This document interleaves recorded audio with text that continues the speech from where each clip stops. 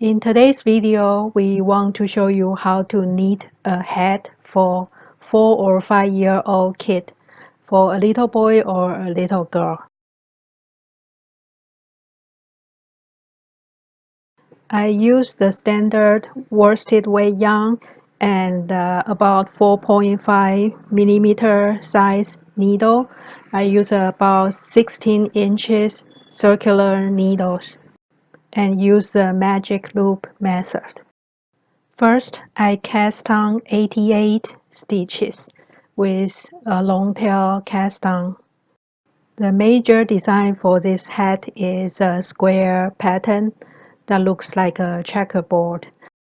Each little square is 4 stitches wide and 5 row high, because the typical knitting stitch is not a square, so we have the row number bigger than the stitch number. If you want to adjust the size of the hat for an older kid or younger kid, you can use different size of the yarn, maybe thicker or thinner yarn, and also the size of the needle, and also adjust the stitch number. You can cast on 8 more stitches or 8 less stitches. After casting on 88 stitches, you can connect it together and start knitting the first one. I also tie up the yarn tail so it doesn't get tangled.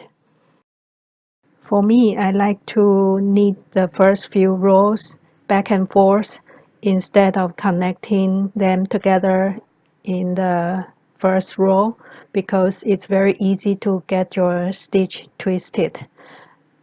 So I start knitting 4 stitches and purl 4 stitch, knit 4 stitches and purl 4 stitches until end of the knitting.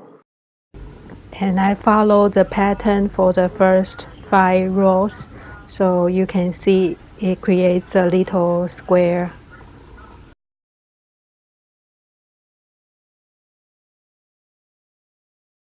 And after the first few rows, you can connect them together in a circle. By this time, it's easy to not twisting the stitches. And after the first 5 rows, we are going to do the opposite of the stitches. If the stitch below is a knit stitch, we are going to do the purl stitch. So you will start with purl 4 stitches and then knit 4 stitches, purl 4 and knit 4. So from the row 6 to row 10, we start with the purl stitch, 4 stitches purl and 4 stitches knit until the end. And it creates a checkerboard pattern. And we just keep going with the same pattern until we have about 6 square in height. And you can adjust it if you want it taller. You can have 7 boxes in height instead of 6.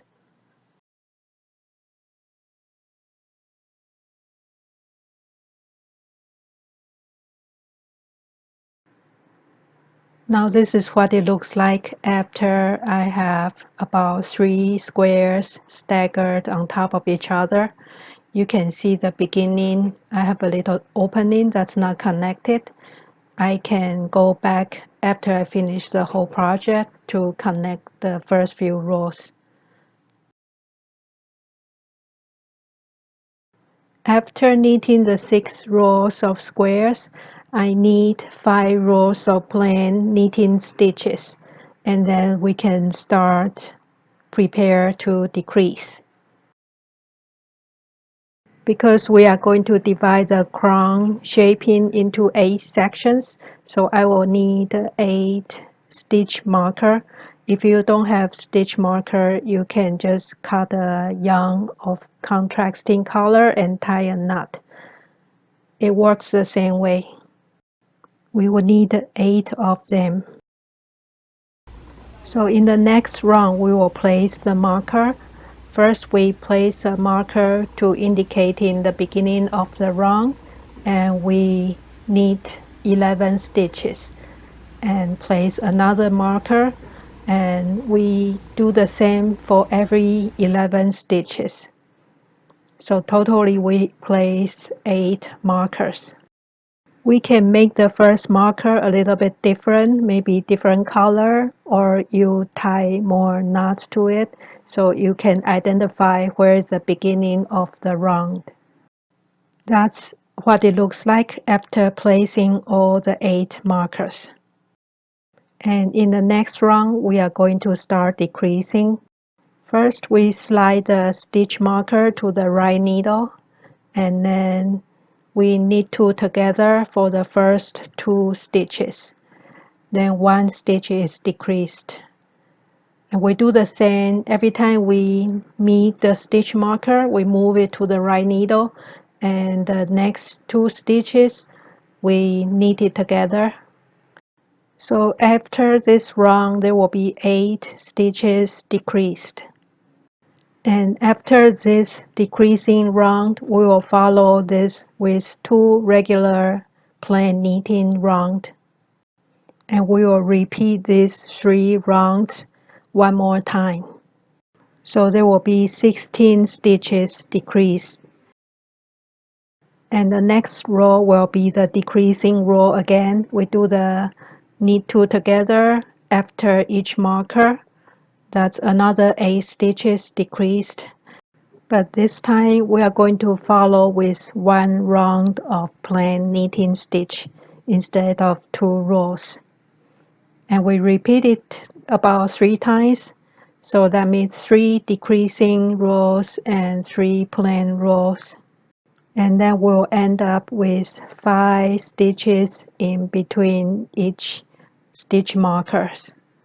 And then we will start decrease every row without the plain stitch rows in between.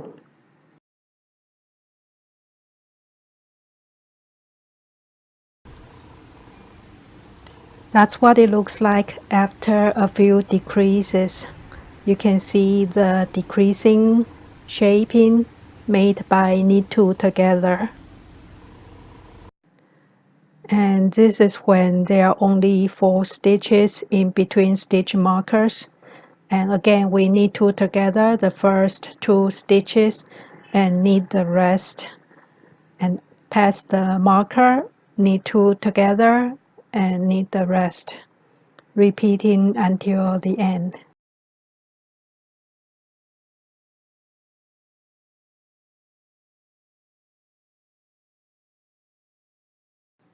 Now we only have 3 stitches left in between stitch markers, and we do the same, decrease with knit 2 together and then knit stitch, pass the marker, knit 2 together and knit stitch. So each section we only have 2 stitch left. In the next round, we can start taking out markers and just knit 2 together, and there will be only 8 stitch left.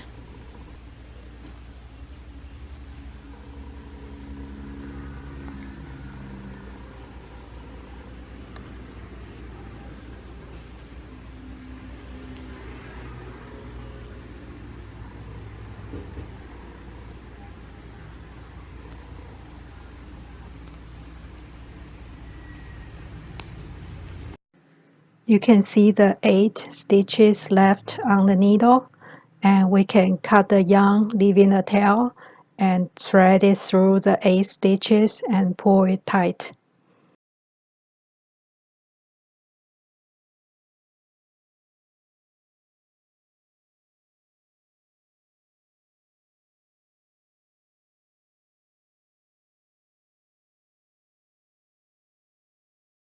And that's what it looks like after you finish the top shaping. All you need to do is to connect the first few rows and weave in the yarn end.